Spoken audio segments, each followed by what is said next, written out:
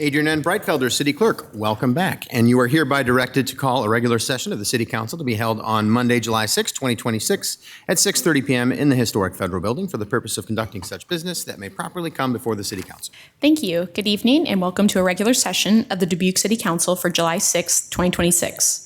As a reminder to our participants, you can provide in-person input or virtual audio and written input during the sections of the agenda where public input is accepted.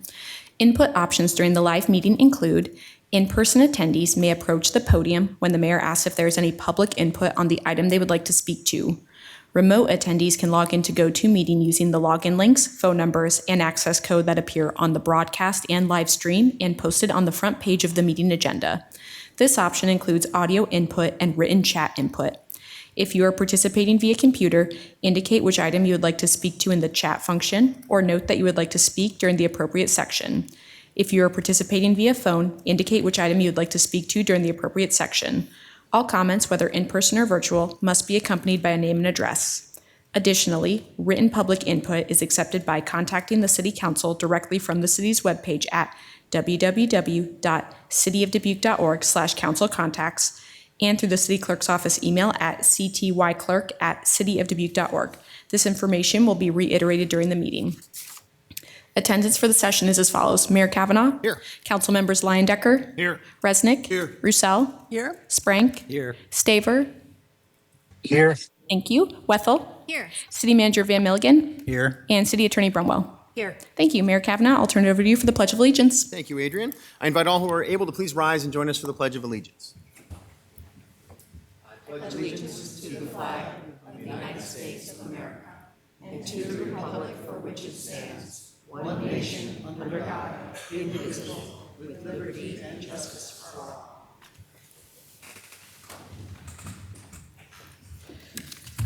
Our first proclamation this evening is Wahlert Catholic Girls Golf Team. All right, so Coach Mueller and anyone else who'd like to come up, you can come on up if you'd like to say a few words first, and then we'll read the proclamation.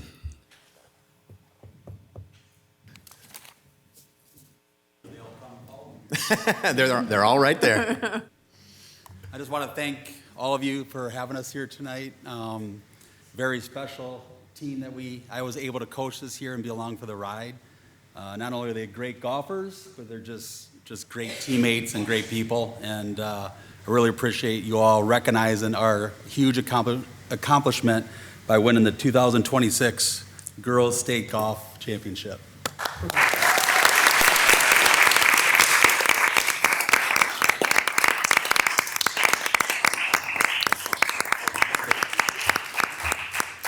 Well, Coach and ladies, congratulations. This is what an accomplishment it was. And I have a few facts that I'll read in the proclamation itself so everybody can be just as impressed as I was when I read this proclamation. But congratulations. And I understand, too, there's another special thing coming up. You get to go play somewhere. So we were invited, since we won state this year for 3A, we got invited to the National High School Showcase Tournament down in Pinehurst, North Carolina, and we leave this week.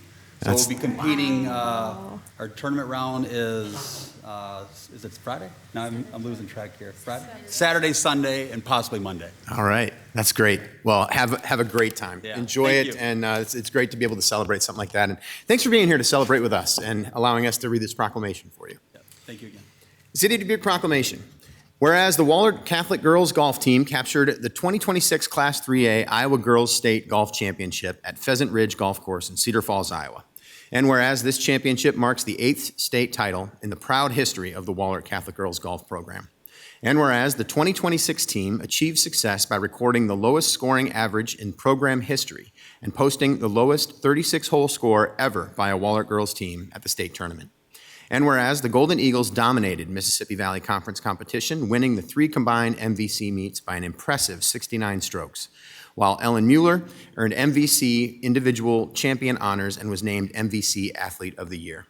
And whereas Wahlert Catholic placed 5 golfers on the all-MVC teams with Ellen Mueller, Addie Splinter, and Sophie Tier earning first team all-conference honors, and Ellie Heyer and Nisha Konaru earning second team all-conference recognition.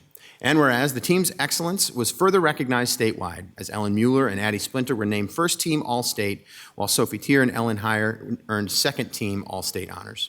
And whereas the Wahlert Catholic Girls Golf Team demonstrated extraordinary determination by overcoming an 8-stroke deficit after the first day of the state meet to win the championship by 4 strokes, ending Gilbert's streak of 4 consecutive state titles.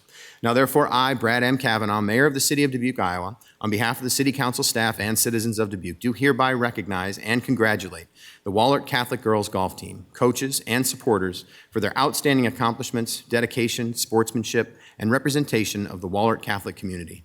Their achievements have brought great pride to their school families and the City of Dubuque and serve as an inspiration to future generations of student athletes. Honoring the 2026 Class 3A state champions, Wahlert Catholic Girls Golf Team, for their remarkable season.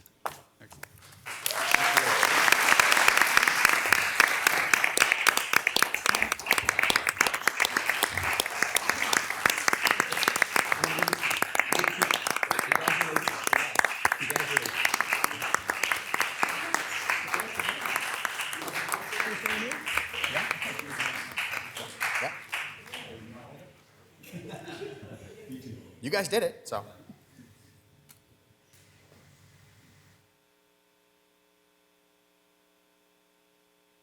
Awesome. Thanks a lot. Have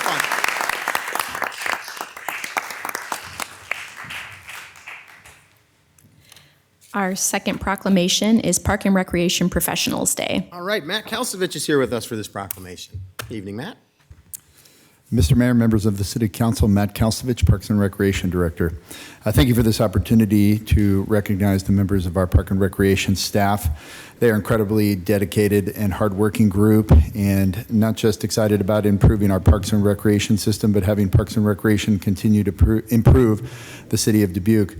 With the start of our master plan and so many other things in motion, this will be the team that will really take Parks and Rec into the next decade and beyond, and we appreciate you celebrating them here tonight. Yeah, well, thank you very much, Matt. And thanks to all the Parks and Recreation staff and your leadership and the leadership of the other directors that are there. You know, we've had a lot of discussion about Parks and Recreation this past year, and I think we're going to have even more, as you said, with the master plan kind of going in motion. I'm looking forward to those discussions, and I really do sincerely appreciate, especially this time of year, the work that all the Parks and Recreation staff and volunteers and everybody who helps to make our parks a beautiful place, and our recreation program's a great program. So thanks for being here to accept this proclamation. City of Dubuque. I like all the applause tonight. This is great. City of Dubuque proclamation. Whereas July 17th, 2026 is the Park and Recreation Professionals Day, and whereas the City of Dubuque supports the skilled work of park and recreation professionals to strengthen community cohesion and resiliency, connect people with nature and each other, and provide opportunities for healthful living, social equity, and environmental sustainability. And whereas the City of Dubuque values the essential services that park and recreation professionals and volunteers perform to provide recreational and developmental enrichment for our children, youth, adults, and seniors, and to ensure our parks and recreational facilities are clean, safe, and ready to use. Now, therefore, I, Brad M. Kavanaugh, Mayor of the City of Dubuque, Iowa, on behalf of the City Council staff and residents of Dubuque, do hereby proclaim the 17th day of July 2026 as Park and Recreation Professionals Day.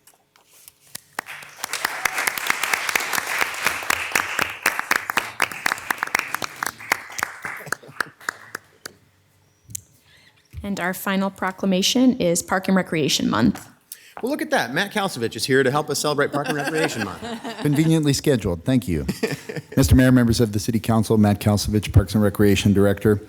It is exciting to be at this point of the year, as you mentioned, Mayor, this peak time for us as a Parks and Recreation staff and providing opportunities for the community. I certainly want to recognize the efforts of the National Recreation Park Association, our parent organization, if you will, for providing park and recreation services, not just in the United States, but now around the world, in terms of recognizing this opportunity special to the month of July for people to get out and really enjoy the park and recreation amenities here in the community and the surrounding area that are part of just enhancing and growing people's quality of life here in Dubuque. Yeah, well, thank you very much, Matt. And the only thing I'll add before I read the proclamation is if you get a chance when you're out, please thank the park and recreation professionals who are out there doing this work. It's incredibly hot out there as they're out there doing that, but they love what they do and they're very good at it. And we have some really dedicated people in our city. So thank you very much for being here. City of Dubuque proclamation. Whereas Parks and Recreation is an integral part of the communities throughout this country, including the City of Dubuque. And whereas Parks and Recreation promotes time spent in nature, which positively impacts mental health by increasing cognitive performance and well-being and alleviating illnesses such as depression, attention deficit disorders, and Alzheimer's. And whereas Parks and Recreation encourages physical activities by providing space for popular sports, hiking trails, swimming pools, and many other activities designed to promote active lifestyles. And whereas Park and Recreation programming and education activities, such as out-of-school time programming, youth sports, and environmental education, are critical to childhood development. And whereas our parks and natural recreation areas ensure the ecological beauty of our community and provide a place for children and adults to connect with nature and recreate outdoors. And whereas the U.S. House of Representatives has designated July as Parks and Recreation Month. Now therefore, I, Brad M. Kavanaugh, Mayor of the City of Dubuque, Iowa, on behalf of the City Council staff and residents of Dubuque, do hereby proclaim the month of July 2026 as Park and Recreation Month.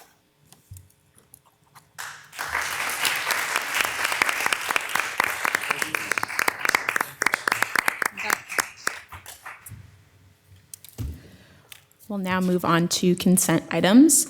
At this time, anyone participating in the meeting in person who would like to discuss one of the consent items, please approach the podium when the mayor asks if there is any in-person input and state your name and address. For all remote attendees, please enter your name and address in the chat function or state your name and address over the phone when the mayor asks if there's any virtual input. If more than one participant would like to speak, then city staff will determine the speaking order of the participants. Please state the item you would like removed from the consent agenda for separate discussion and consideration. And consent items can be found on pages 2 through 5 of the agenda. All right, thank you, Adrian. Do we have anyone here who would like to remove any of the consent items for separate discussion this evening? Seeing no one here. Anyone virtually? No Okay. input. All right, thank you. All right, so before I go to our motion, anybody need to remove any of the consent items for us? All good there? Mr. Staver, do you have anything? No. All right, thank you. All right, take a motion then. Mr. Mayor, Mr. Resnick? I move to receive and file the documents, adopt the resolutions, and deal with the consent items as recommended. Second by Got a Wethel. motion by Resnick, second by Wethel. Adrian, would you call the roll, please? Leyendecker. Aye. Sprank. Aye. Roussel. Aye. Wethel. Aye. Resnick. Aye. Staver. Aye. Kavanaugh. Aye, that motion passes 7-0. Next are items set for public hearing. There are two. First is sale of city-owned property at 2527 Washington Street, and second is sale of city-owned property at 821 Garfield Avenue, both for July 20th, 2026. Mr. Mayor, Ms. Roussel? I move to receive and file, adopt the resolutions, and set the public hearings for July 20th, 2026. second by Wethel. Got a motion by Roussel. I'll take the second by Sprank. Adrian, would you call the roll, please? Leyendecker. Aye. Sprank. Aye. Roussel. Aye. Wethel. Aye. Resnick. Aye. Staver. Aye. Kavanaugh. Aye, that motion passes 7-0. We'll move on to boards and commissions. We have application review for the Arts and Cultural Affairs Advisory Commission, Human Rights Commission, Park and Recreation Advisory Commission, Resilient Community Advisory Commission, and Zoning Advisory Commission. All right, thank you very much, Adrian. So for the Arts and Cultural Affairs Advisory Commission, we actually have two terms open here. One is a 3-year term through June of 29. The other is a 3-year term that is through June of 27. We have five, David Barba, Jenna Jensen, Sarah Stoyer, Nick Verdia, and Elizabeth Wright. Do we have anyone here to speak to any of these applications? Please, come on up.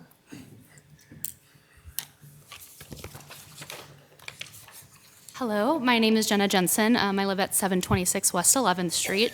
I just want to introduce myself to everybody. I don't want to take up too much time, but I am really excited about this opportunity, and I hope I get this chance. I've been a part of the arts community in Dubuque for quite a long time, and it's given a lot to me, and I would love to take this chance to give back to it and serve on this commission. I have an extensive background in theater as well as the fine arts as well. I work with the Dubuque Area Arts Collective, the Dubuque County Fine Arts Society. I've worked with Voices Studios, and I've worked at several of the theaters in town. I'm also a co-founder of a new theater company in town, and I serve on the board of 2 theater companies as well. And I just feel like my experience would lend itself to this position, and I just thank you for each of your consideration. Thank you. All right, Jenna, thank you very much for your comments. Any others on these applications this evening? Okay, Mr. Mayor, I'll just note that Sarah Stewart did submit written input. That's been included with the agenda item. thank you very much, Adrian. All right, for the Human Rights Commission, we have one 3-year term through January 27 and one applicant, Anthony Allen. Anyone here to speak to that application this evening? Seeing no one here. Okay. Park and Recreation Advisory Commission, we have one 3-year term through June of 29 and one applicant, Carly Herman. Anyone here to speak to that application this evening? Ms. Herman did submit written input. Okay, thank you very much. All right, the Resilient Community Advisory Commission. There's a note here that the code requires 3 members of the commission who are also members of listed other boards and commissions that are there. So here we have 2 3-year terms through July of 29 and one cross-representative term that will coincide with the term on the original appointed board or commission expiring. I'll just leave it at that one cross-representative. So we have 3 applicants. So we have Lalith Yaya Wikrama, Robin Kenneker, and Tracy Phillipson. Do we have anyone here to speak to any of these applications this evening?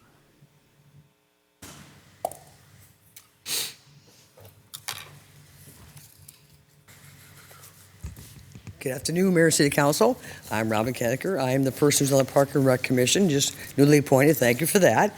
I'm also the crossover person for the Resiliency Commission, and respectfully requested you let me be on the Resiliency Commission. We have a lot of fun, a lot of different venues that we talk about, and it's a really exciting team. So with your support, I hope to continue the effort on the Resiliency Commission. Thank you. Thank you very much, Robin, for your comments. All right. All right, then moving on to our final appointment that we need to review, the Zoning Advisory Commission. Here we have one 3-year term through July of 29 and one applicant, Caitlin Nisis. How do we pronounce this? Mokanu? Mokanu, thank you very much. So Caitlin Nisis Mokanu, thank you, Corey. Do we have anyone here to speak to this application? Seeing no one here. All right, then we are moving on to public hearings. At this time, anyone participating in the meeting in person who would like to discuss one of the public hearing items, please approach the podium when the mayor asks if there is any in-person input for the public hearing you would like to speak to and state your name and address. For all remote attendees, please enter your name and address in the chat function and state your question, or state your name and address over the phone when the mayor asks if there's any virtual input for the public hearing you would like to speak to. If more than one participant would like to speak, then city staff will determine the speaking order of the participants. Public hearing number 1 is approving the consent to the assignment of the development agreement with Growing Development Incorporated to 5th and Main LLC. Mr. Mayor, President. I move to receive and file and adopt the resolution. Second by Sprank. Motion by Resnick, second by Sprank. Mike, please. Thank you.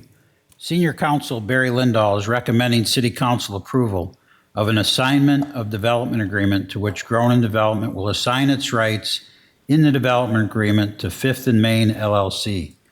The development agreement by and between the city and Gronin Development was approved by the City Council on March 17, 2025, and Gronin Development has requested the reassignment. I concur with the recommendation and respectfully request Mayor and City Council approval. Thank you, Mike.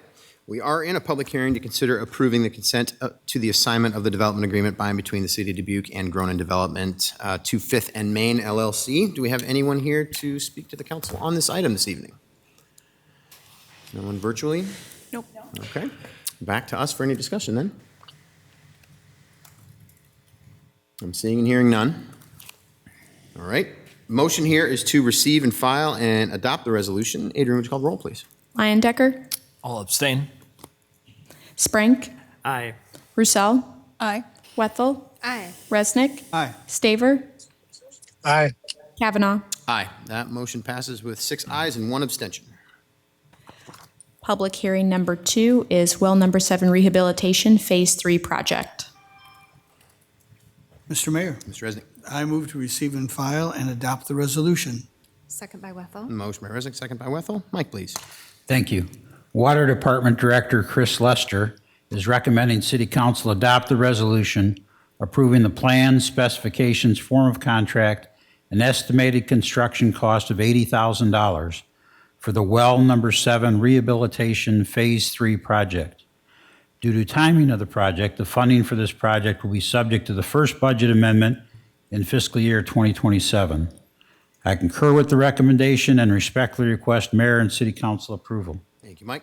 We're in a public hearing to consider approving the plan specification in form of contract for the well number 7 rehabilitation phase 3 project. Anyone here to address us on this item this evening? Seeing no one here, no one virtually? Nope. Okay, back to us for any discussion. Seeing and hearing none on this one.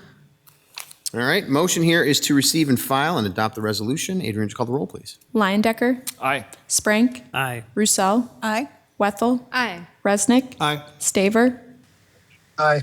Kavanaugh. Aye, motion passes 7-0. Public hearing number 3 is Kinseth Hospitality Company Incorporated Development Agreement Second Amendment. Mr. Mayor, Ms. Wethel? I move to receive and file and adopt the resolution. Second. Motion by Wethel, second by Roussel. Mike, please. Thank you. Economic Development Director Jill Connors is recommending City Council adopt the attached resolution approving a second amendment to the development agreement by and between the City of Dubuque and Kinseth Hospitality Company for development of a Spring Hill Suites by Marriott Hotel in the Port of Dubuque. On September 16, 2024, the City of Dubuque entered into a development agreement with Kinseth Hospitality Company for the development of 2 hotels in the Port of Dubuque, a Courtyard by Marriott or AC Marriott Hotel, and a Residence Inn by Marriott. Due to unforeseen difficulties in the lending environment and challenging soil conditions, the developer requested that the closing, as well as all other milestones in the development agreement, be delayed by 6 months. This was authorized by the City Council in the First Amendment, and I apologize, the soil conditions thing didn't come into play at that First Amendment. But now, due to ongoing challenges in the lending environment and soil conditions, the developer has recently proposed developing only 1 hotel, a Spring Hill Suites by Marriott. City staff continue to recognize the need for additional hotel accommodations in the Port of Dubuque to support the operations of the Grand River Center, particularly for larger events and conferences that require a hotel within walking distance. The proposed Second Amendment facilitates construction of the hotel to help meet this need. The proposed Second Amendment includes the following. Developer will purchase approximately 1.25 acres of the city-owned 12.65 acre site at a price of $160,000 per acre, approximately $200,000 total, and that will be adjusted based on the final plat. The developer will construct an approximately 90-room Spring Hill Suites by Marriott Hotel with a total capital investment of about $18 million. Construction must begin by September 1st, 2026, and the project must be substantially completed by February 28th, 2028. If a certificate of occupancy is not issued by May 1st, 2028, developer must pay the city $50,000 per month until issuance, unless delay is caused by the city's unreasonable refusal to issue the certificate. The city and developer will enter into a mutually agreeable parking agreement for use of the surface lot immediately east of the hotel. The city will provide 12 years of tax increment financing in the form of 24 semi-annual payments funded solely by the incremental property taxes generated by the project. The city will record a restrictive covenant prohibiting issuance of building permits for any additional hotel or hospitality facilities, excluding B&Bs, on the 12.65 acre site by anyone other than the developer or its affiliate until the hotel attains a certificate of occupancy or until December 31st, 2027, whichever occurs first. City will grant developer an option to purchase an additional approximately 1.25 acres north of the hotel site at $400,000 per acre. Developer will pay $10,000 at closing for the first 12 months of the option period and $1,000 per month thereafter until December 31st, 2028, or until exercised. If exercised, the developer must construct a Residence Inn by Marriott within 21 months or pay $50,000 per month thereafter until a certificate of occupancy is issued. The city will construct stub streets built to city standards adjacent to the hotel site to serve the project and future development on the remaining acreage. Approval of the Second Amendment is important in light of the level of investment activity currently underway in Dubuque County. The University of Dubuque is constructing a $65 million medical school. The Dubuque Museum of Art is undertaking an $80 million project. Wanderwood Gardens recently opened as a new recreational amenity, and the National Mississippi River Museum and Aquarium continues to invest in its facilities.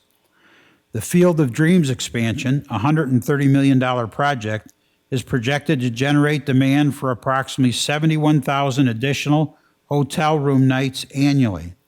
These projects are part of nearly $1.2 billion in construction activity in Dubuque County over the past 4 years and reflect an increasing need for additional hotel capacity in the community. Declining to approve the Second Amendment at this stage would forego the developer's $18 million capital investment, the associated tax increment revenue, and the additional hotel capacity needed to support this level of activity. City staff recommends approval as the most effective way to retain this investment and allow the project to move forward. I concur with the recommendation and respectfully request Mayor and City Council approval. Thank you, Mike. We're in a public hearing to approve approval of a second amendment to develop a development agreement by and between the City of Dubuque, Iowa, and Kenseth Hospitality Company for the development of a Spring Hill Suites by Marriott in the Port of Dubuque. Do we have anyone here to address us on this item this evening? Please, come on up.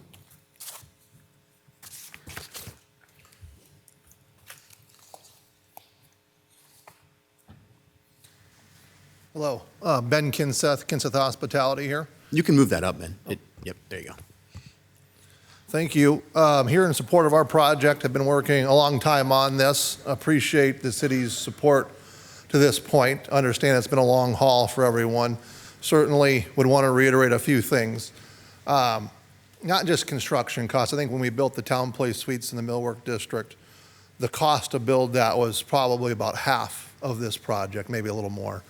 But as everybody probably well knows, all real estate projects, city costs, everything is inflated at a very aggressive level. And the whole real estate industry, our hotel industry has really dealt with not only construction costs going up, but inflation in all of our costs, whether it be property taxes, which haven't been too bad in Dubuque compared to some other areas. Certainly don't want those to go up too much on our hotels. But everywhere we look, whether it be labor, material costs, we've dealt with margin compression up and down the profit and loss statement on hotels. And that's really created havoc across the industry in a lot of ways. The hotel industry is certainly one that bankers and Fed inspectors on bank balance sheets look right at hotel concentrations, and they look at risk, and hotels are flagged right away as something that they hone in on. And banks, that's one of the first things they pull back, and they like the big loans, especially at these inflated costs, but bankers certainly go right to risk management. And that's what we had to go to here. We certainly had painted a larger picture at 150 rooms all at once. And it came to be that the risk management for the banks and ourselves, frankly, to go in and get a bank loan in the $20 million range, which was going to be impossible. So we had to make the decision to come back to the city and propose something that we could get done and really go with a smaller project that would benefit us all and move the ball forward. So that's what we did. And we're really not building near as many hotels in the future as we want to. We certainly are in the business of doing that. We've built over 50 hotels in our history. And at one point back in the low interest rate era, we were building 5 to 6 hotels a year. And that was great times for probably a lot of industry and folks in real estate in the low interest rate times. Now we're down to maybe 1 or 2. And frankly, across Iowa, hardly any. Most markets are either overbuilt or the cost of these hotels are just so extensive it's hard to foresee. Hardly any hotels are getting built in most markets. Now there could be some cases where it'll happen, but Dubuque certainly in our portfolio, and we love this community. We've had 3 hotels here for a long time now, started in 1996, been in business here for over 30 years. And it's certainly the spot where we're looking to make a big investment. And it's not many places, like I said, that we would do it really anywhere. You go to other places that used to be kind of hot spots, whether it be the Denver metro area, Chicago, we see hotels trading down at lowest level we've ever seen. So we're really focused on buying or converting hotels. And that's what these brands are looking at quite a bit. Marriott, Hilton, they've really moved to where all their development community has been unable to develop and deliver projects at the pace they used to. And they're really at 50% of their pipelines are full conversions on hotels. So the environment to build hotels has never been tougher. Certainly a conversion environment, I'd say. But this is one of the few places where we think we can get it done for all the reasons listed, all that development and the Field of Dreams. And the great things that Dubuque has going speak a lot to why we're continuing to pursue to get this done. And I think it'll be a big win for everybody out there. Certainly the Grand River Center, the port, and 1.25 acres. It's not all of the acres. I think there's a lot of acreage left, and we're really hopeful that something compelling will come in by the hotel over the long term. And it's an exciting spot. We think it's probably the best spot in the market to get a Marriott hotel done. And we're really excited to take it from here. And we are on a tight timeline, and rightly so. We intend to aggressively get this thing under construction upon approval here this fall in September. We are in full design. We've spent significant dollars on design. We are out there with our investors ready to invest, and we have the bank on board as we submitted our commitment letter for bank financing. So we are right at the altar to get this deal done, and really excited for us and Dubuque to get a new hotel built in a market, in a world where it's very tough to get hotels done. So appreciate your time, and thank you. And I could take any questions. I don't know if Thank you, Ben, for your comments. We'll see if there's any other public input, and if we have questions for you, we appreciate that offer. Thank you. Do we have any other public input on this evening? Anything virtually? Okay. Written input has been submitted by Jason White, Greater Dubuque Development Corporation President and CEO, Dan Walsh of 1219 Arrowhead Drive, and Ben Kinseth. Okay. Thank you very much, Adrian. All right, last chance for any public input. Okay. Back to us for discussion. I'm going to kick us off. So there have been a number of back and forths here if you are reading through the public input that we did receive. And I'd like to be able to cover some of these questions that have been asked. First, let me say, we started this conversation back in September of 2024. I think that Mr. Kinseth has been pretty straightforward with us in the reasons why this process has been drawn out. I will say it has been frustrating, and I think it's been frustrating for everybody involved. So that's part of the challenge here. But sometimes these projects, I think, can be frustrating in an environment like this. So I'm not all that surprised when I step back and take a look at this from the 30,000-foot view and think about all the details in the last few years that this has been challenging. The bottom line is for all the reasons that were listed in the city manager's memo, we badly need hotels in the city of Dubuque right now in this moment. It hasn't always been that way, but it is that way right now. So that's the reason that we're talking about this in the way that we're talking about it and having a development agreement on the table at all. So we have obviously talked about this in open session since September of 24. The city council has had multiple closed sessions on this particular item to get it to this point where we talk about this more. So there has been a pretty, I would say, thorough discussion on this particular item that we're looking at right now. There were some questions that were asked about the geotechnical issues that did come up. And it was in one of the letters from Mr. Walsh, and I believe it was today that it was sent. So I just wanted to ask some of these and see if we can get some clarification from Jill or Mike or possibly Mr. Kinseth himself. Questions like, the geotechnical report, when it was completed, when city staff was informed about it. Were we aware of this issue prior to recommending either the First or Second Amendment? Can I just get some discussion on this from some people that might be able to offer some more details for us to talk about this publicly?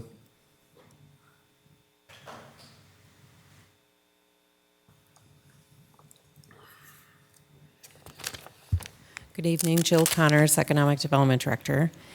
As far as the geotechnical, we have had environmental work done on the 12.65 acre lot. It's a big lot, and there have been 5 borings taken, but I don't have anything in my files related to geotechnical borings that were taken. Ours were simply environmental, and like I said, there were only 5 smattered throughout the 12-acre site, so we didn't have that information in our files. I see. Yeah. Okay.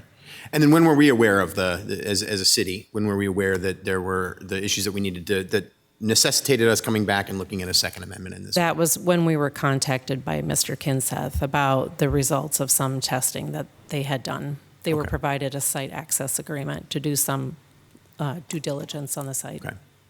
So it's our understanding that when we got that information, or that when that information was discovered, we got that information, essentially. Yes. Okay. Mr. Kinseth, is that basically accurate? That when you found the information, and if you wouldn't mind coming to the microphone, I'd really appreciate it. When you found that information, you informed the city, and that was when we were able to know about this? Yes, and we, by a river, not uncommon to have deep foundations. Really, it's the rigid inclusions where we went to our general contractor, showed them the geotechnical report, and they went to the direct bidders who were bidding on doing these foundations and came back with, hey, it's going to be rigid inclusions and not just standard deep foundations, which is a benchmark that's much higher in cost. And that's what moved us to contact the city, was this big delta in the rigid inclusion cost, which isn't something we anticipated. So it wasn't just the report itself, but as upon getting actual bids coming in, bid indications, that was arrived at. Okay, thank you for that. I have another question for you quick before you go. You said there was a year back in the low interest days, you were building 5 to 6 hotels, and you have multiple hotels here, right? How many do you have in town? We have 3, the Hampton Inn, the Holiday Inn full service, and then the Town Place Suites is our newest, I think, besides the Key, the second newest hotel in the market we built in the Millwork District. Right. And you said that now you're down to maybe 1 or 2. Where else are you looking this year? We are under construction in Cedar Rapids on an AC by Marriott, and we started construction on a Hampton Inn in Sheboygan, Wisconsin. We're working on one in Davenport, and that's high cost. These costs per key are just so high, and so we're kind of spinning our wheels on that one. That has a development agreement right now. Those are the main ones. We just bought, actually, we're compared. This is, let's say, right around $230,000 a key to build this hotel. We did participate in an acquisition recently. We bought the Irish Cottage in Galena down in the low 100s per key. That shows you the spread of new build to acquisitions out there. We're excited to be, that's just another example. We're really invested in this community alongside all of you. And so no one has more of an interest in Dubuque expanding and doing great than Kinseth with our 3 hotels and adding this 4th hotel. Right. Thank you. I appreciate that information. Okay, I might have some other questions, but I'll hold for now and open it up to any other discussion we have. Ms. Wethel. I think my questions are more just for staff to talk generally about the importance of hotels. And so we listed a number of reasons of growth in our community for which we want to look forward to being able to house folks overnight, to enjoy our city and all of the excitement that's coming our way. But could you share just how that affects the, I guess I'm asking to speak to the hotel motel tax, the equation, how it benefits the city of Dubuque and her residents? Sure. Again, Economic Development Director Jill Connors. We have, by ordinance or resolution, I forget which one, sorry, we provide 50% of the hotel motel tax to our Convention and Visitors Bureau, Travel Dubuque, and the other 50% stays with the city of Dubuque. So that helps pay for a number of the activities that come out of staff's work. When you look at the amount of activity that's being generated here in the community, so it was mentioned, Field of Dreams, we've got the new amphitheater down at Chaplain Schmidt Island. We've got things that the community wants to see that came out of the comprehensive plan a few years ago, but more recently out of the Envision 2030 plan. For instance, a sports complex. A lot of our residents want to see that, and how do we support that? We have to be able to support the families that come with their children to play youth sports. So that would be another example of, we have to have the amenities. And so let's look at the medical college. There will be families moving here, and they will have relatives and friends who want to come visit them. I mean, there's just a number of activities going on. The art museum is expanding. There will be people who want to come to that as a destination, and we have to have somewhere to put them. Great, yeah. Oh, please. Could I expound on the answer a little bit? Thank you. So the city does have a 7% hotel motel tax, and as Jill Connors mentioned, 50% of that goes to Travel Dubuque to advocate for tourism and visitors, but 50% of it goes to property tax relief. So this project specifically will generate money to hold down property taxes through that 50% of the 7% hotel motel tax. And as we mentioned in the memo, and as Jill just mentioned, all these other projects that are happening that are going to draw more visitors to our community. But even if those projects were not happening, we would be recommending this project tonight because for years we've heard that the Grand River Center struggles to get groups to come to the Grand River Center because there's only one hotel right next to it, and that's it. And if anybody wants to have a larger meeting, their people have to stay all over Dubuque, and there has to be bus transportation and other things. And these are experiences they don't have in other communities. So they just don't come here. It's not that they try and figure out, oh, how will the buses work and everything. No, it just doesn't happen. And so the other thing this is going to do is bring a lot more business to the Grand River Center. And so besides the half of the hotel motel tax that's going to help hold down property taxes, right now the city, that's a city-owned facility, the Grand River Center, and we have to provide an operational subsidy. The more meetings and activities in that Grand River Center, the less operational subsidy that will have to be provided. That operational subsidy comes out of the general fund, which is property tax supported. So it'll be another way that it'll hold down property taxes. Thank you. I think that was my hope, is to just hear from you both on, so that those listening can understand the importance of this. I think it doesn't even describe then the ripple effect of small businesses and restaurants, those that then go on to service those who are staying in our hotel rooms. And so I appreciate the input, but I think that's an important piece for our small businesses to have this sort of amenity in our community build and grow. Thank you. Thank you. Mr. Resnick. Thank you very much. So for the citizens, could you let us know, please, how large the hotel is going to be? When will it begin construction, and when is the grand opening?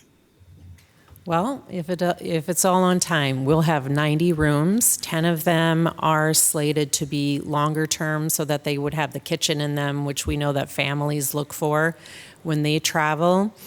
Meant to begin this September and then open in the spring of 2028. All right, super, thank you. And piggybacking on Ms. Wethel's question or observations, so since retirement, my wife and I have been very fortunate to travel to downtown places, and it's very important to have good hotels there. So we've been to Des Moines, Chicago, Quebec, Boston, and the idea was to go downtown and then walk downtown. And I think that's a thing. And we've got some good hotels downtown. We just need some more.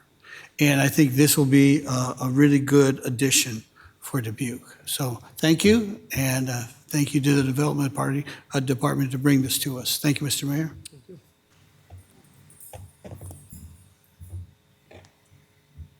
Other folks? Yeah, Mr. Mayor, and my question I think is for Mr. Kenseth.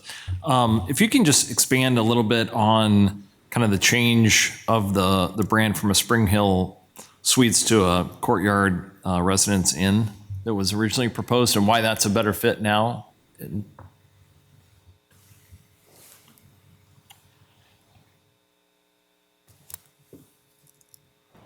Yes, I think the structure of the demand in Dubuque lends itself to a Spring Hill Suites.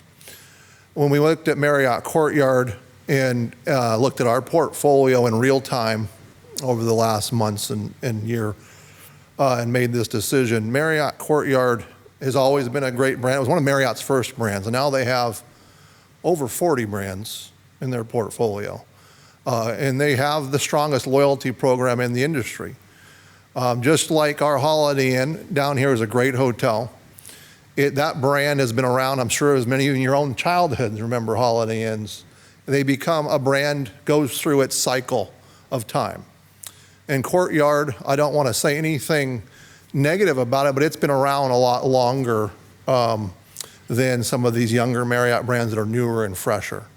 And all these brands have a lot of does everything put into it from market research and what the up and coming guests want in a hotel. Well, a Marriott Courtyard, for all of its good things and over the years, and should a Courtyard have been built in Dubuque 20, 30 years ago, it would have probably been a great fit because it was one of the Marriott's most successful cornerstone brands.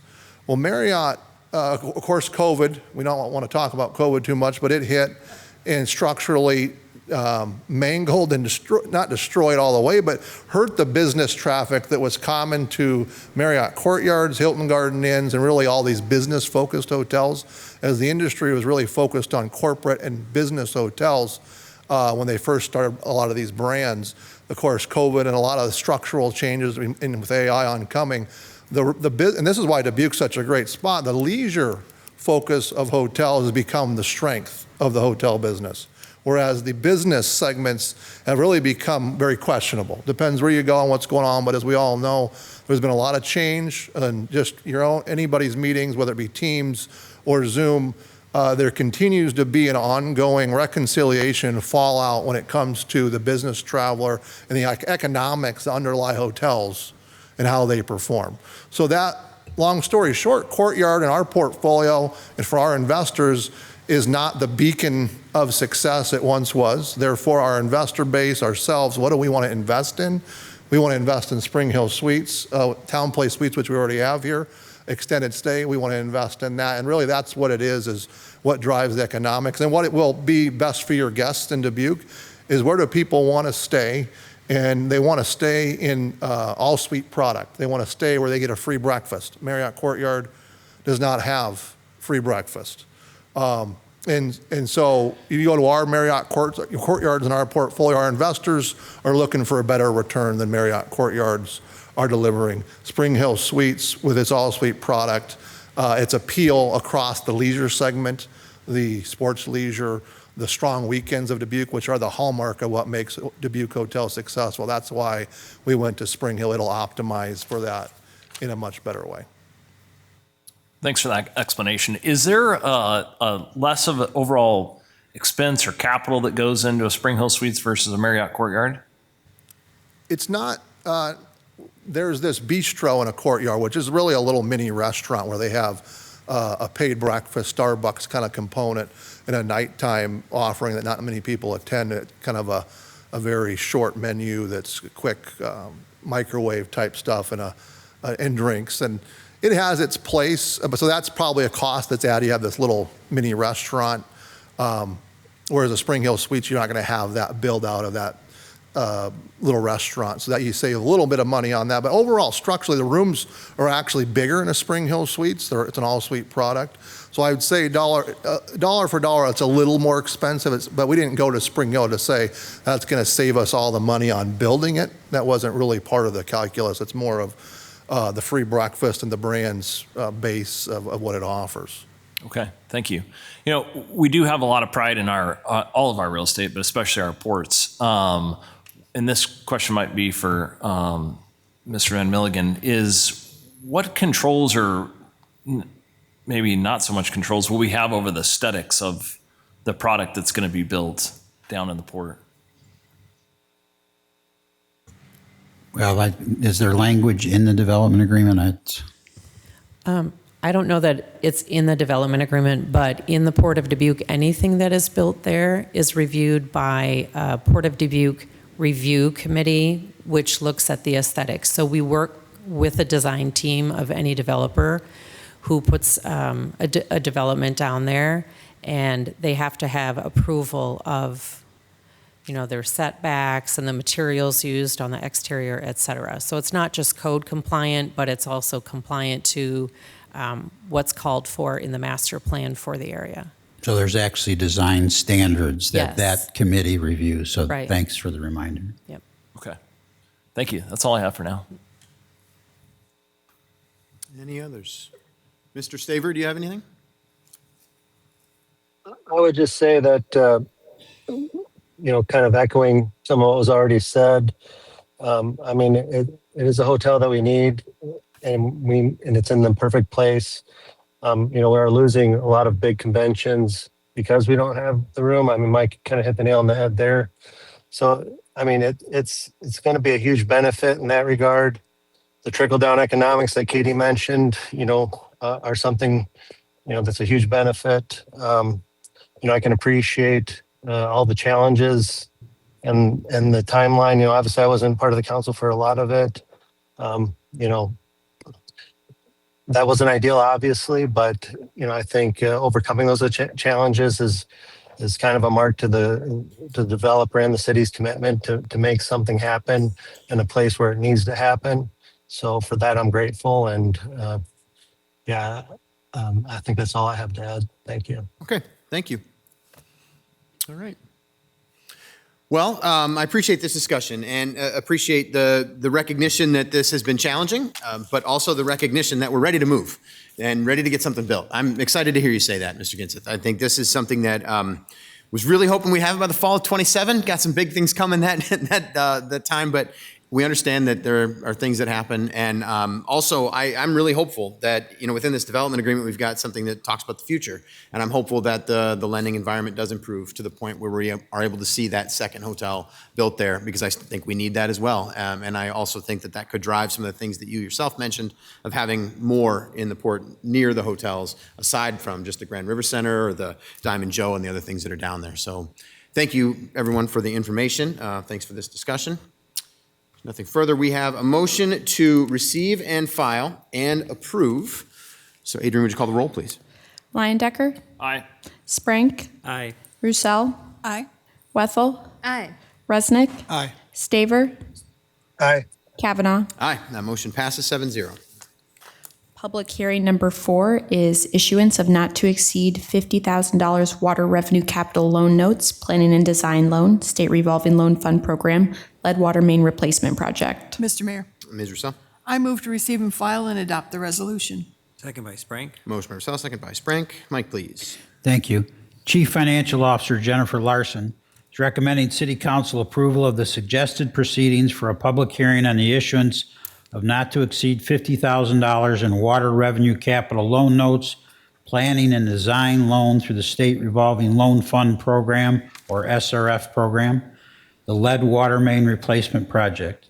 This project provides funding for the removal and replacement of the water department's existing public lead water mains, May Place, Union Street, Austin Street, Washington Street, and Roland Street. This project will eliminate the department's public lead line water mains that were installed in the early 1920s. This project will also include replacement of lead service lines affected by the main replacements. Approved P&D loans are 0% interest for up to 3 years to cover the cost of engineering to prepare facility plans and project plans and specifications. The loans are then typically rolled into an SRF construction loan or repaid by another source of permanent financing. The proceedings have been prepared to show as a first step the receipt of any oral or written objections from any resident or property owner to the proposed action of the council to authorize the form of loan and disbursement agreement and issue the notes to the Iowa Finance Authority. A summary of objections received or made, if any, should be attached to the proceedings. After all objections have been received and considered, the City Council decides to enter into the agreement and issue the notes. A form of resolution follows that should be introduced and adopted entitled Resolution Instituting Proceedings to Take Additional Action. In the event the City Council decides to abandon the proposal, then the form of resolution included said proceedings should not be adopted. In this event, a motion merely be adopted to the effect that such proposal is abandoned. I concur with the recommendation and respectfully request Mayor and City Council approval. Thank you, Mike. We're in a public hearing to discuss the issuance of water revenue capital loan notes for planning and design loan for lead water main replacement project. Do we have anyone here to address us on this item? Seeing no one here, no one virtually. Back to us for any discussion. Seeing and hearing none. Motion here is to receive and file and adopt the resolution. Adrian, would you call the roll, please? Leyendecker. Aye. Sprank. Aye. Roussel. Aye. Wethel. Aye. Resnick. Aye. Staver. Aye. Kavanaugh. Aye. Motion passes 7-0. Next is public input. At this time, anyone participating in the meeting may address the City Council on the action items on the agenda or on matters under the control of the City Council. For all in-person attendees, please approach the podium and state your name and address when the mayor asks if there is any in-person input. For all remote attendees, please enter your name and address in the chat function or state your name and address over the phone when the mayor asks if there is any virtual input. If more than one participant would like to speak, then city staff will determine the speaking order of the participants. Individual remarks are limited to 5 minutes, and the overall public input period is limited to 30 minutes. Under the Iowa Open Meetings Law, the City Council can take no formal action on comments given during public input or that do not relate to the action items on the agenda. All right, I see we have some public input here, and we're getting some handouts as well. Thank you very much, Tim. All right, so please. Good evening. I'm Sister Nancy Miller, and I have residency at 3390 Windsor. I'm speaking on behalf of the Building Bridges Coalition, so thank you for this opportunity. There's a letter that's being passed right now that was sent to your offices, addressed to you back in May 20th, so it wouldn't be the first time that you would have been presented this information, but we wanted you to have it readily in front of you as we speak. I'm going to repeat that letter for the public and just once again to be able to address you, and thank you for this opportunity. And it reads as such, addressed to the mayor and to the council. Building Bridges is a coalition of representatives from organizations and religious communities in the Dubuque area. We are a local movement to connect the community to act, support, and advocate with immigrants and migrants. The Public Policy Task Force of Building Bridges has reviewed the city's policies related to the license plate reader program. Members of the task force have discussed the policy and media reports regarding the policy with City Manager Mike Van Milligan, Police Chief Jeremy Jensen, and Assistant City Attorney Jason Lehman. We understand that with respect to the City of Dubuque's license plate reader system that, quote, prohibited uses include immigration enforcement. I'll repeat that. That the current policy reads, prohibited uses include immigration enforcement. We appreciate and support that policy, so we're here to support that. Our immigrant neighbors will remain comfortable reaching out to and interacting with local law enforcement with that policy in mind and implementation. Building Bridges recommends that the city require that all requests by a federal agency for data or information from the license plate reader system be forwarded to the city attorney for review. We are also aware that situations may arise that may put the city's policies in conflict with other government entities and political actors. We recommend that the mayor and city council act to suspend the license plate reader program in the following circumstances.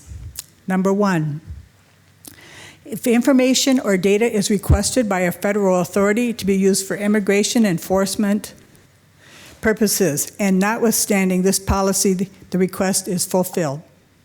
Secondly, if the City of Dubuque is threatened with sanctions of any kind by a state or federal authority for this policy or the application of this policy. We thank you for your attention and consideration, and that letter was initially submitted by Mary Moodhart, who is our chairperson, and just wanted to bring that before you. She's also present here. Thank you, Sister, for your comments. Thank you, Mayor Kavanaugh and members of the City Council for hearing comments. My name is Rochelle Friedman. I reside at 1006 Boyer Street. I'm a member of the Building Bridges group and a sister of the presentation, whose mission has included the education and support of immigrants through our 150 years since coming to Dubuque. I stand in support of the Building Bridges letter, and I wish to express my deep skepticism that state and federal immigration enforcement agencies will be bound by any agreements they have made. The administration and the Supreme Court, who repeatedly overrides lower courts in the administration's favor, clearly has a collective disdain for immigrants, particularly those of color, many of whom have been in our country for decades, are raising their families, and contributing to the economy through their hard work. Immigrants live in constant fear. Most recently, the Supreme Court decision ended temporary protective status for people from countries like Haiti and Syria. We know, for example, that Haiti remains an acute security and humanitarian crisis. It would not be safe for immigrants from there to return. With a new influx of money added to an already unprecedented existing amount, ICE has turned even more aggressive in its pursuit of immigrants, including in Iowa. The last 5 days of June, ICE detained more than 10,000 people nationwide. The federal government is not trustworthy as it relates to immigration. Thank you for your vigilance as it relates to the flock license plate recognition system, as well as all immigration enforcement. Immigrants here are our neighbors and colleagues and friends. My Christian value system tells me that they must be welcomed and treated with respect. Thank you. Thank you, sister, for your comments.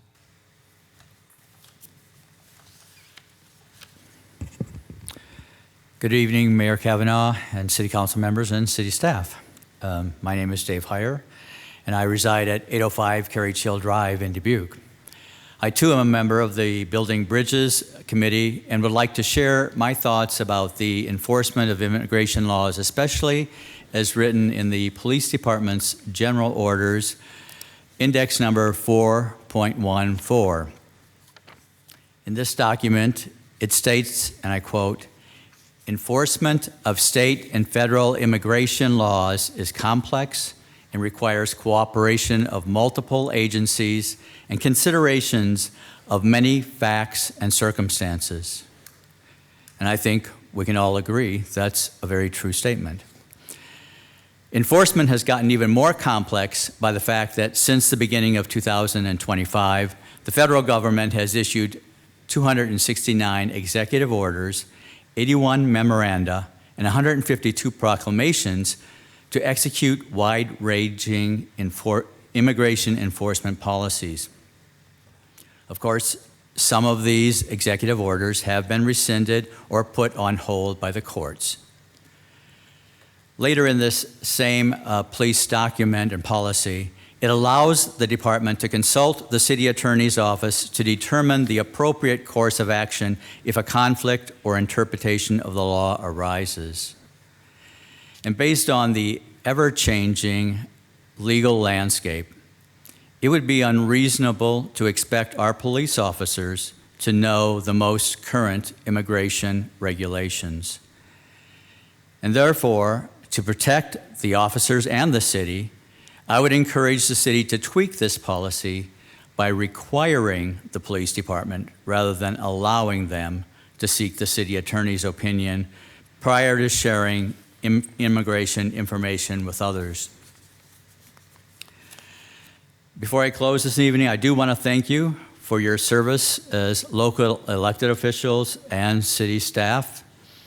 During my 44 years in working in local governments in Eastern Iowa, I know how challenging your jobs are, and I appreciate your time and commitment to the city. Thank you. Thank you, Dave, for your comments. I think we'll go next to the one who's been waiting here by the wall. Yep, and then Brooklyn, we can come to you after that if you have something to say too. Mm-hmm. Good evening. I'm Trish Moore, the Dubuque County Coordinator with HACAP, 220 West 7th Street here in Dubuque. Thank you so much for having me and allowing me to share a bit about HACAP. Also a huge thank you to the City of Dubuque for all the help and support for our programs and our community. With the support of City of Dubuque, HACAP can be much more effective in delivery of our services and greatly increases the number of individuals and families we are able to serve. I wanted to take a couple minutes to introduce myself. I have been with HACAP for 5 years, originally in our local housing program, but recently I accepted this role as our county coordinator. A big part of my role in Dubuque is to build connections within our area and better serve our community.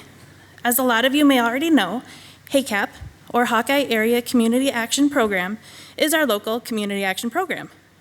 Community action agencies like HACAP take programs funded at the national level, like energy assistance, early childhood education, and housing support, and tailor them to meet the specific needs of our families right here in our community. HACAP covers 9 counties in eastern Iowa. Each county has some similar programs, but also some unique ones, depending on the needs of each county. We run a variety of programs here in Dubuque, including LIHEAP and crisis programs, weatherization, Head Start, housing programs, and VITA, our volunteer income tax assistance. By providing LIHEAP and crisis energy assistance, this allows neighbors to have some help in their heating bills during the cold winter months, or to help avoid disconnection of their electric bills in the heat of the summer. Our weatherization team can help families lower their bills and save money by adding weather stripping and other energy-saving options. Head Start and Early Head Start gives our low-income neighbors a free, safe, and structured opportunity for the little ones to have a jump start on learning and growing towards bright futures. Our housing programs give homeless veterans and non-veterans the chance to not only find a place to call home, but also the ongoing support to help build stability. Our VITA program gives our low-income neighbors the chance to get their current taxes or back taxes done for free. A large part of the generous donation from City of Dubuque is what makes this program possible. This is an incredibly impactful program in our community. Having this program allows our neighbors to lessen stresses associated with understanding and processing taxes, and also saves our low-income neighbors thousands in tax preparation fees. This program also brings so much revenue back into our communities by helping our neighbors receive as much as possible back in refunds. This past VITA season, our volunteers dedicated almost 2,000 hours of their time to serve our community. We processed 981 returns this season, and over 700 of those returns were for the elderly in our community. Through this program, our community received over $1 million back in federal refunds and over $235,000 back from state refunds. This impact is huge for our community on so many levels, and it would be impossible without the City of Dubuque support. Across every program, during every season, and in every interaction, we aim to reduce barriers so that everyone has the opportunity to thrive. As a community action program, we are learning and growing and adapting to our city and community as it grows and changes. I'd love to connect with each and every one of you and share more about our programs and learn more about all the wonderful things our community already is working on. I have business cards if anyone is interested, and thank you again for your time and the generosity of your support. Thank you, Trish, for your comments. And if you'd like to leave the business cards with Corey, she can let us have those. Thank you very much. All right, Brooklyn, I think you had something to say. Yes. Mayor and City Council, I'd like to just spotlight something that I've come across as coming around the town. A lot of construction projects and projects like I just mentioned of helping out. Each of them have past, present, and developing stories about Dubuque and how far we've come from times of struggle. I wish each of those stories could be brought in this spotlight and really see where we're at and where we're going and all the amazingness that is in each of those stories. I wish that could be brought to the spotlight somehow. Thank you, Brooklyn. Would you mind saying your address for the record? Oh, I'm 250 West 6th Street, apartment 501. Sorry, I get confused. So sorry. That's all right. Thank you very much, Brooklyn, for your comments. All right, do we have any other public input this evening? Anything virtually? No written input. Okay. All right. Well, Well, thank you, everyone, for your input. We appreciate it. We can move on to action items, please. Action item number 1 is Financial Assistance Programs Eligibility Form for Improving Access to Financial Assistance Programs. Take a motion. Yep, Mr. Mayor. Mr. Sprank. I motion that we receive and file and listen to the presentation. Second. And a motion by Sprank, second by Resnick. I believe we're ready to roll. Yeah. Okay. Am I supposed to put this into presentation mode? Okay, 1 second. Slideshow. All right. Oh, getting some sneak peeks happening. Good evening, Mayor, City Council members, my favorite city coworkers as well. Today, I'm very excited to talk to you all about the City of Dubuque Financial Assistance Program's eligibility form that will help improve access for our residents to get connected to our City of Dubuque financial assistance programs. My name is Miranda Redmond, and I serve as the Community Diversion and Prevention Coordinator in the Office of Community Impact and Neighborhood Support. Let's get going. So the City of Dubuque has a variety of financial assistance programs that we have for our residents. They range from, you can get discounted utility services, you can get a Parks and Recreation Family Scholarship. We also have many more programs, such as getting our residents connecting to funds to help them modify their homes in order for them to age safely in place, and so much more. So the reason we created this form is to really help our residents get connected to the proper resources that they need in order to thrive in our community. And currently, with all of these different programs, they are managed by different departments, different people. They have different eligibility and application processes. And so it can be very difficult for residents to know what we have that's available for them, but also getting them connected to the right department. So what this has caused is because there are so many different departments and people managing these programs, a lot of our residents don't know about the resources that we have for them, and they don't know who to connect with to get connected. So with that, we've created a new eligibility form that will allow residents to get connected to these services, and then it lets them know who they should then connect with in order to continue with their application process. So it's one form and multiple opportunities. So we, as a group, we came together and we reviewed all of the different financial assistance programs, income guidelines, application processes, and questions, and we created it into one form. So now our residents can fill out one form, and from what they tell us on that form, we are able to indicate which programs they are potentially eligible for, and then it allows them to then connect to that department to avoid any confusion and to really create a more efficient process for our residents. So with this, we do ask our residents to reach out to our own city departments. In conversations on getting this project together, we did learn that a lot of our departments don't have the staff capacity to be proactive to reach out to every single potentially eligible resident. And so we're really empowering our residents by giving them the information that they need and then really getting them to connect with us. And so there are some departments that they'll be able to see on our end of when we have a resident that's eligible for their program, so then we can anticipate who we're going to hear from and to make sure that we're getting services connected to them in a very timely manner. This project could not have been done without all the city departments coming together and being collaborative with each other. So for this, we all reviewed everyone's applications and how we could get it going. And so we're very excited that we created a frontline wraparound service team. So this consists of employees who are in connection with the participating financial assistance program. So we're all working on it together, really working together to make a collective impact for our residents so that we can deliver our services quicker and really building those relationships as well. So while we're soft launching this program, it can be found on the City of Dubuque Financial Assistance Program's website. We will also have paper applications dispersed within city departments. So anytime a resident goes into one department, they'll have that application that they can fill out then and there. And then I'll grab them and let them know what they're eligible for. And so we will also be doing tweaks as we are soft launching this. So we will be listening for our feedback from our residents to ensure that we're making the system work for everyone, for us on our staff, but also mainly our residents. Like, we're here to serve our residents, so anything that we can do better to do that, we're absolutely down to do that. Yeah.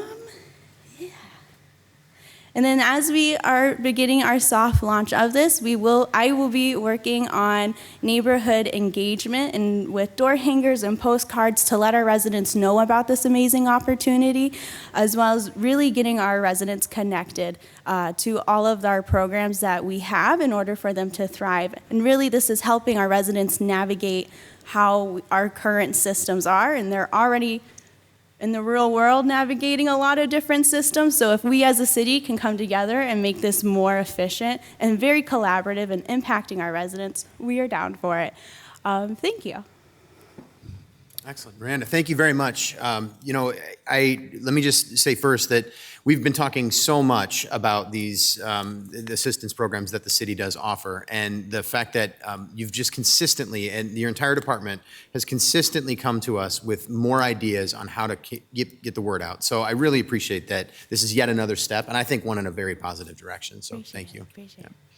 Other comments or discussion? Mr. Resnick. Thank you. You listed many ways that we're contacting and being able to be contacted. Is there a phone number listed online or somewhere else? People like to talk to other, somebody. Yeah. Is there a phone number that Absolutely. So once our residents fill out the application, it lets them know which programs they're eligible for, and then it gives them the contact person to connect with. So our residents are given a person's name, their department, a phone number, and an email address. So they can feel free to call that department and have those conversations. And once they've filled out this form, they've already filled out about 90% of the program's application. So then our departments are just collecting additional information that they need specifically for their departments. So with those phone calls, that's where we expect us to really build and lean into building our relationships with our residents. So because we all know when you talk to a resident, you're going to get a life story of what's going on. And so that also helps us understand, okay, what else can we get you connected to? And so it's really able of once we have your information, we know every program that you're eligible for and getting them connected. So is there one central phone number that anybody can call and get some information about all of these programs? And already we're asking them to decide, then I need to call so-and-so, rather than someone personally recommending, or I'll have so-and-so call you, or some other kind of thing. I think you're accurate with the amount of need, but when people are unsure, they just generally say, forget it. Yeah. Yeah, so we would like them to contact us. And maybe you've already done this. And, I don't have original ideas all the time. I'm sure you've thought about this. But if there was a number that we'd contact, or please call us about, financial services on the water bill or some other kind, are you planning to do something like that? Am I missing that? Yes, sir. We do plan to do that. So on the paper applications and the online application, we will have our own office number.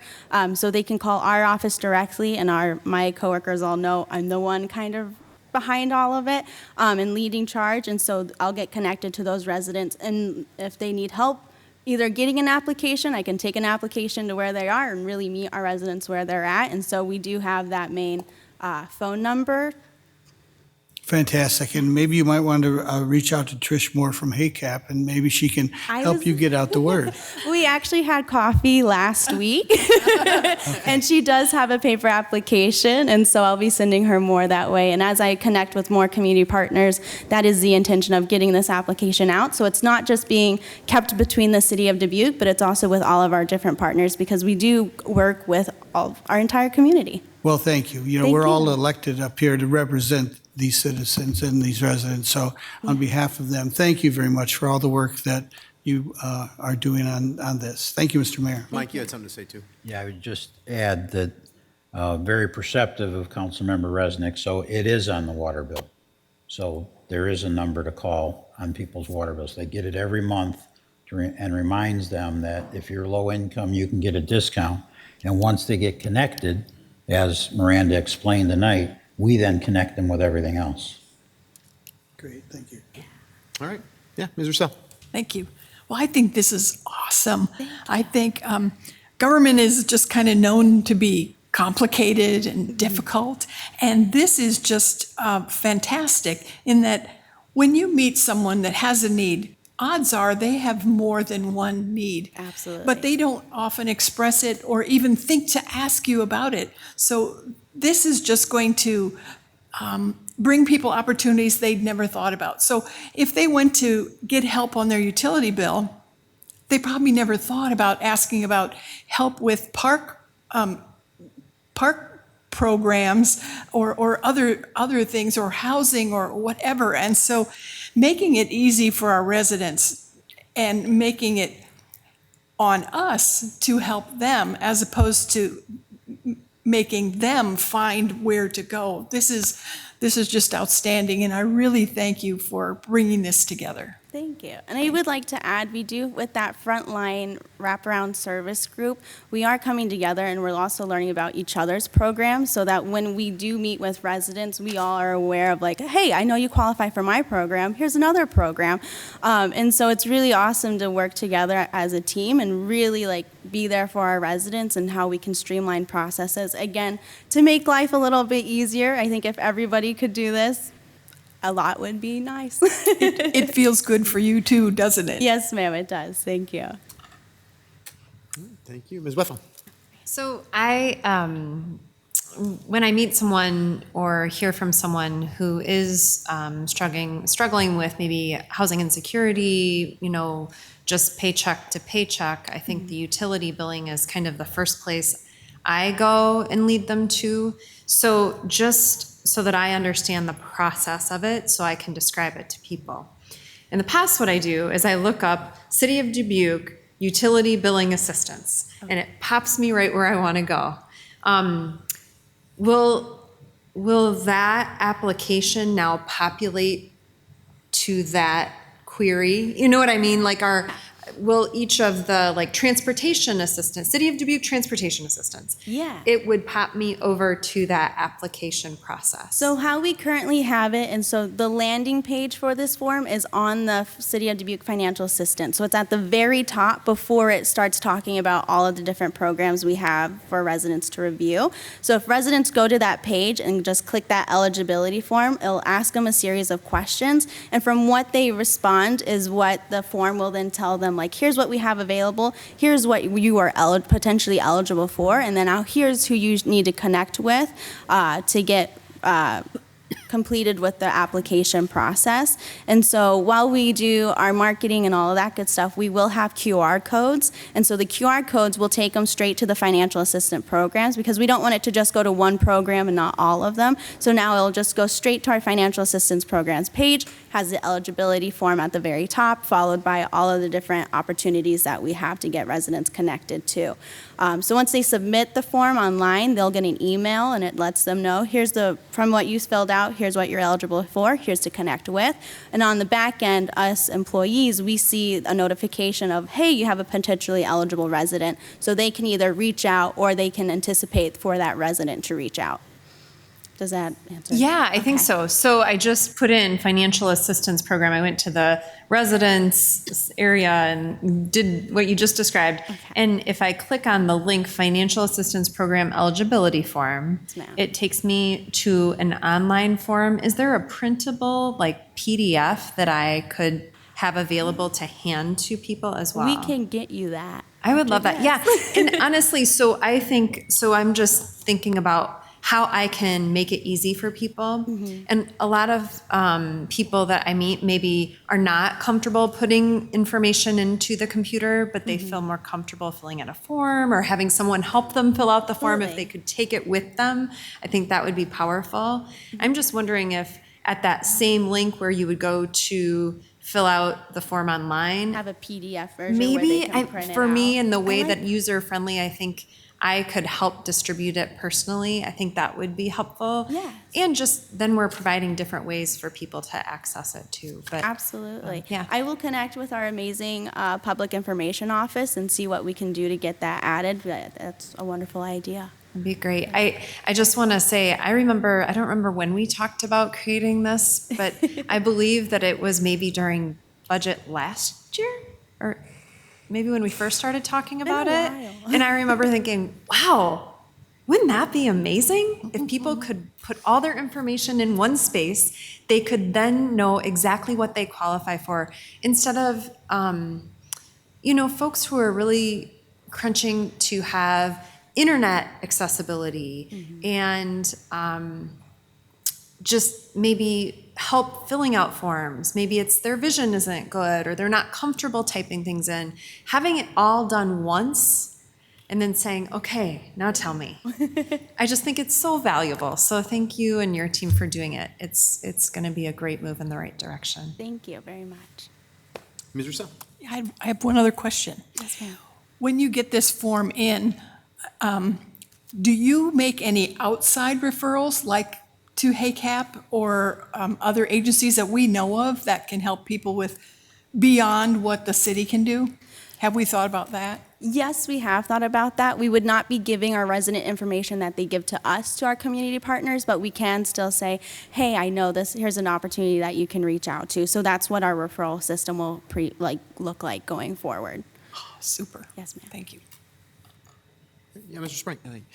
Miranda, thank you for bringing this to us because this is, like Ms. Wethel said, I'm excited for this because there's a number of citizens in my neighborhood that I help out with things, and it's like, okay, you got to call this number or call this number or call this number.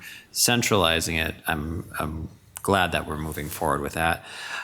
Because there's a lot more agencies besides HACAP that I've connected so many citizens with, and it's usually a standardized form of like your age, your income, and so I'm glad that we're finally looked at this, and this will be nice for everybody. So thank you for doing this. Thank you. All right. Okay.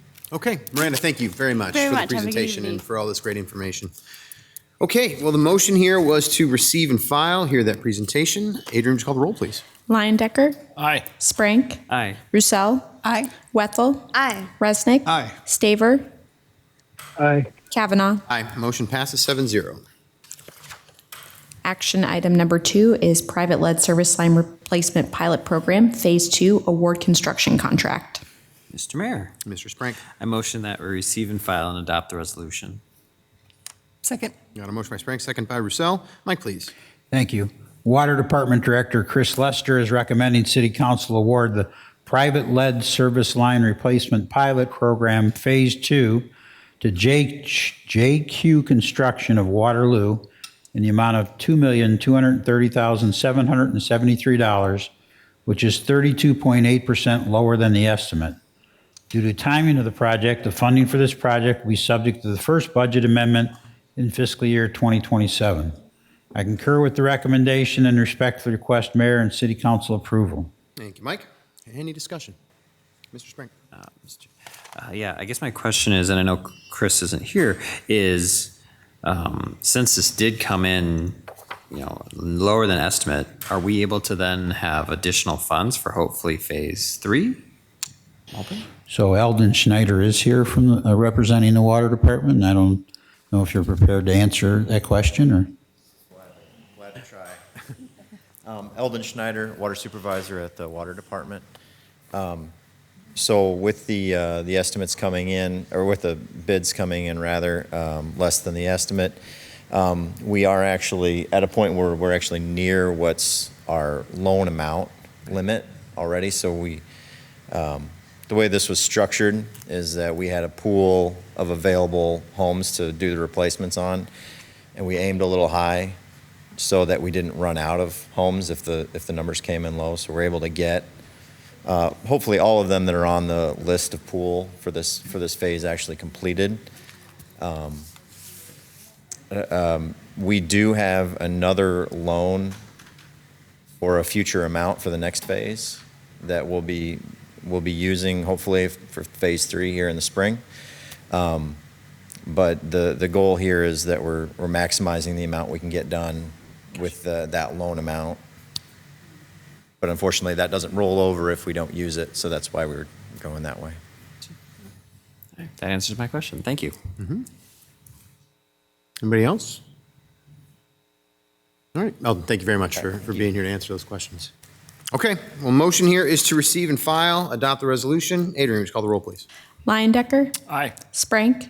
Aye. Roussel. Aye. Wethel. Aye. Resnick. Aye. Staver. Aye. Kavanaugh. Aye. Motion passes 7-0. Action item number 3 is fiscal year 2027 dollars and cents brochure. Mr. Mayor, Ms. Russell. I move to receive and file. Second by Wethel. Motion by Russell, second by Wethel. Mike, do you have anything to offer on this? Well, so this is, annually you conduct the budget process in April. That starts way back in August from the previous year when you set your priorities for the budget. The mayor and city council held, I believe it was 7 public meetings and 1 public hearing to give the public adequate opportunity to make comments and suggestions related to the budget recommendation. And then the mayor and city council did adopt the budget. Now, the budget itself is hundreds of pages. We every year, for the last many years, we receive the National Budget Award for our presentation and the information that's in it.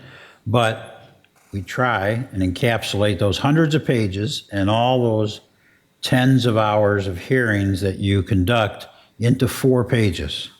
And that's what we do every year with what's called dollars and cents. This then gets mailed to every home and business in town so that everybody is aware of what's in the budget and how it will impact them from a cost perspective. I'd say there's lots of good news in this presentation that everybody's receiving. The budget overall for FY26 is 3.4% lower than fiscal year 25. I'm sorry, for FY27 is lower than fiscal year 26, the year that just ended. There's no increase in the property tax rate. And once again, when you look at the 11 cities that are larger than 50,000 population in the state of Iowa, we'll have the lowest property tax rate. We've had that for many years. And then if you look at the property tax changes, so on residential property, the actual cost increase, remember the rate stayed the same, but the actual cost increase will go up 1.97%, so just under 2%, or $17.56 for the average home. Now you'll see in the industrial and commercial categories, many of those businesses are going to get property tax decreases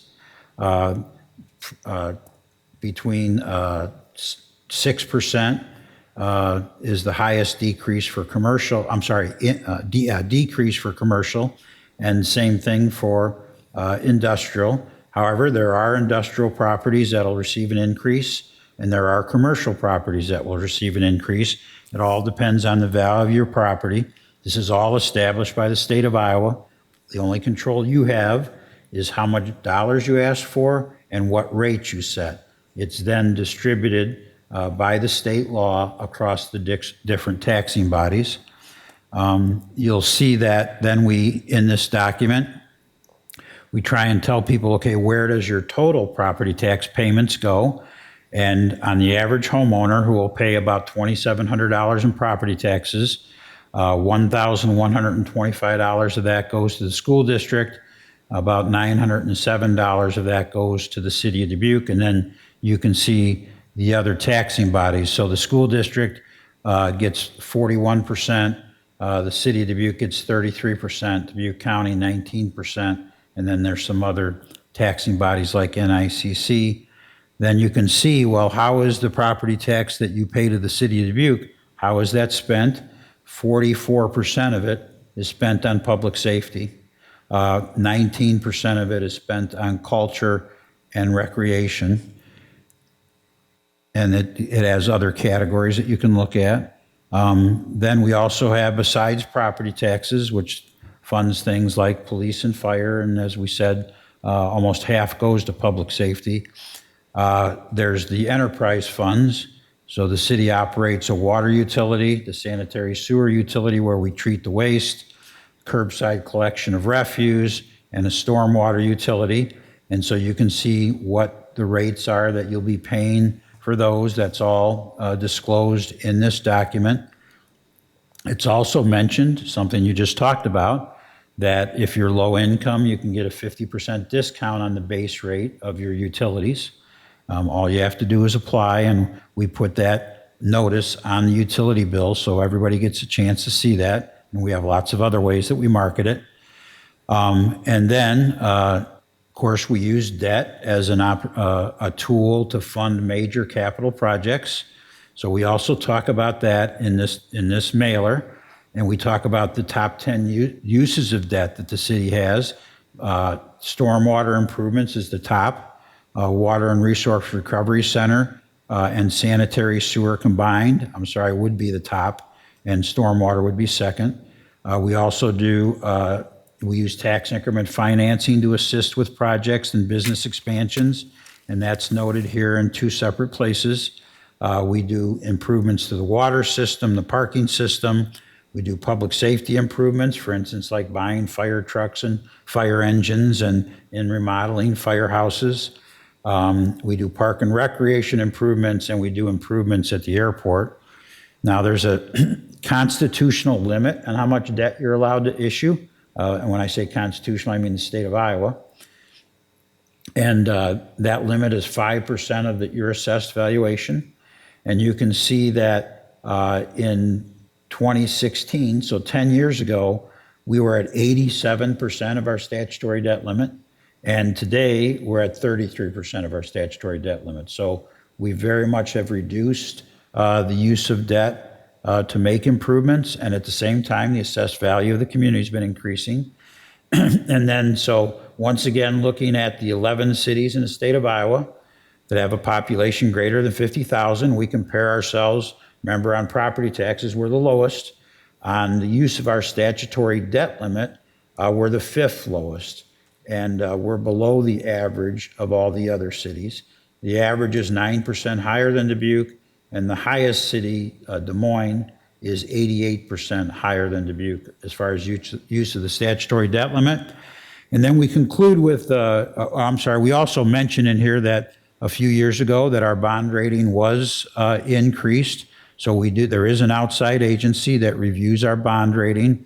And so when we issue debt, we get a very attractive interest rate because of the bond rating increase that we received. And that's a reflection of good fiscal stewardship by the Mayor City Council.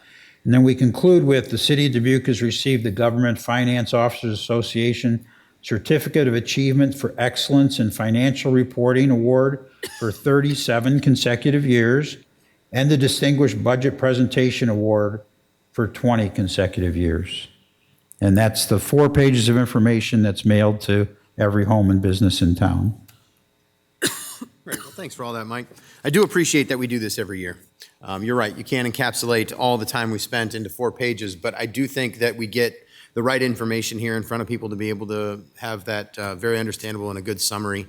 And of course, we have all the discussions that we had recorded, all the documents were laid out for everybody to see. So it's another way that I think that we're really getting the word out. So I appreciate that very much. Any other discussion on this? Mr. Resnick? Thank you. So, Mr. Van Milligan, on page 3, I believe at the bottom, it says, discounted city utilities program, do you qualify? The third part of that is you can, they have a QR code, and then you can, submit an application for consideration. Is that the very financial assistance program eligibility form that we've talked about, or is that something different? Well, I didn't do the QR code, so I don't know. Miranda, can you answer that question? Can you repeat the question? Sure. On this, on the form today, on the dollars and cents brochure, on page 3 at the bottom, it invites residents to see if they can qualify for some of these discounted rates. And at the third one, it says, what do I do? Well, you submit an application for consideration online at, then they give an address. And then, so I'm wondering if that application is the financial assistance program eligibility form that you mentioned earlier, or is that something different? I believe that's what the eligibility form is, yes. You believe? Yeah. Well, can I just jump in? I scanned it, and it takes you to the utility bill financial assistance page is where it takes you. Okay. Yeah. And that could just be for the City of Dubuque utilities, if that's like their own thing. But the eligibility form does include their discounted into it. Sure. So, Mr. Mayor, you're saying that it does indeed talk about exactly what she was talking about earlier. Right. It's specific to the utilities bill financial assistance. Oh, but it's not, I thought that yours included other things, such as housing or. Yes, it does. So it's, I guess, I would love it, because if this first one that we talked about covers everything, maybe that would be an appropriate substitution, but I'm sure you guys will talk about it. Well, we will, and that's a great suggestion for next year's mailing. Very good. I'm sending an email right now. Well, thank you for the information. Thank you, Mr. Mayor. That's why we have these discussions. Thank you. All right. Motion here was to receive and file that information. Adrian, would you call the roll, please? Lyon-Decker. Aye. Sprank. Aye. Roussel. Aye. Wethel. Aye. Resnick. Aye. Staver. Aye. Kavanaugh. Aye. Motion passes 7-0. Action item number 4 is Dubuque Severe Weather Response and Recovery Efforts video. Mr. Mayor, Resnick. I move to receive and file and view the video. Second. Motion by Resnick, second by Roussel. Eric, you can roll the video, please.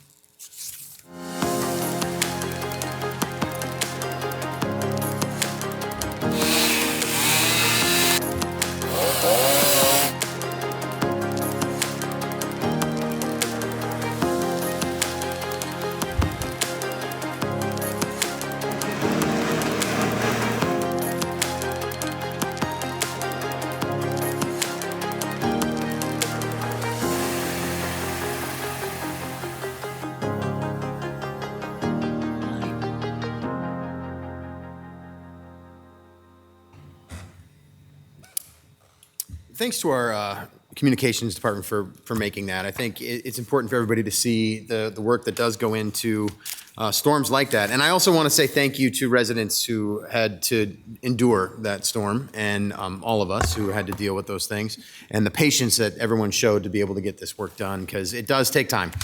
When we have storms as bad as we have coming through, it does take time to be able to do that work. So I really do appreciate everybody's patience. But thank you very much to the city crews and everybody who was able to help out with that.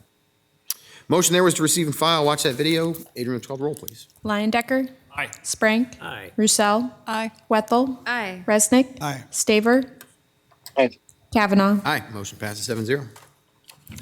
Action item number 5 is 2026 Free Playground Explorations Program video.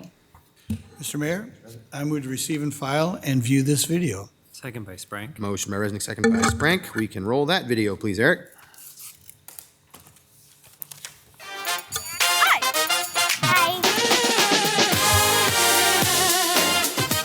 The Playground Exploration Program basically is where kids are allowed to be kids, have their free, safe space to play, and get free food twice a day, lunch or breakfast, teach them new everyday life lessons. We have different weeks that we have, like arts and crafts, science week, we have career week where we have firefighters, cops all come and let the kids learn and just have fun with people in the summer. It makes it so fun because we get to have an area where we could play with other kids than being at home. Let them experience like different things throughout their day, keep them busy, not have them bored, and have a great time outside. The staff, they do a lot. They play with us, they feed us, they give us stuff to play with. My favorite thing to do here is to play with the kids around me. Some of the things I think the kids might be learning is discipline, because we have rules. I would say sharing, the golden rule especially. I've seen a lot of kids make new friendships around here. Favorite part of the camp is definitely like meeting the kids and building a strong connection with these kids. Them seeing me as like an older brother is the best part. Park on me, park on 3. 1, 2, 3, park!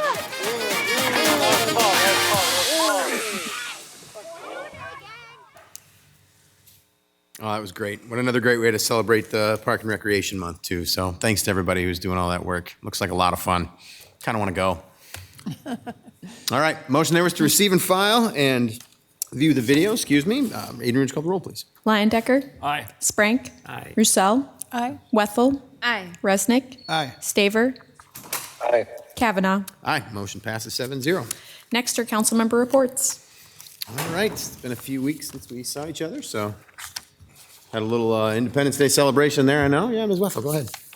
Last week, I had the pleasure of going out and meeting with staff, and Tony Calabrese, Brooke, who runs the Y Child Care Center at the Bright Minds campus, and really enjoyed catching up on what current legislation, actually newer legislation, means for them, the great successes we've had, but also the things that we need to continue to work on. But as a big piece of that, in the last year, we have gone from a 1 year plus infant slot to immediate availability. And so I think as a community, we have a lot to be proud of on childcare, that and many more things. And then since I was at the Bright Minds campus, I got a tour, and a tour of our city facilities as well, the new 911 center, and really enjoyed seeing staff in their new space. So thanks to everybody. Great, thank you. Ms. Rousseau? Thank you. Well, the very first volunteer event for Friends of Dubuque Parks was June 27th, and it was a park cleanup at Eagle Point, and I was so encouraged to see the enthusiasm for volunteerism. Several people stopped by to say thanks. People stopped by to see how they could get involved in the future, and our next event is Sunday, July 26th at 1 o'clock at A.Y. McDonald Park to clean up after Ragbri.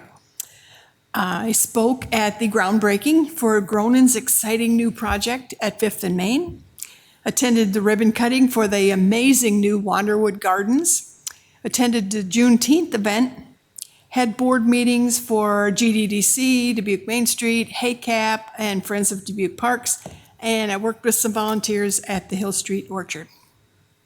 That's all. Thank you. Thank you very much, Ms. Rousseau. Thanks for taking a lead on the Friends of Dubuque Parks group too. We appreciate that. Mr. Resnick. Thank you very much. So we had a vibrant Juneteenth celebration down at Jackson Park.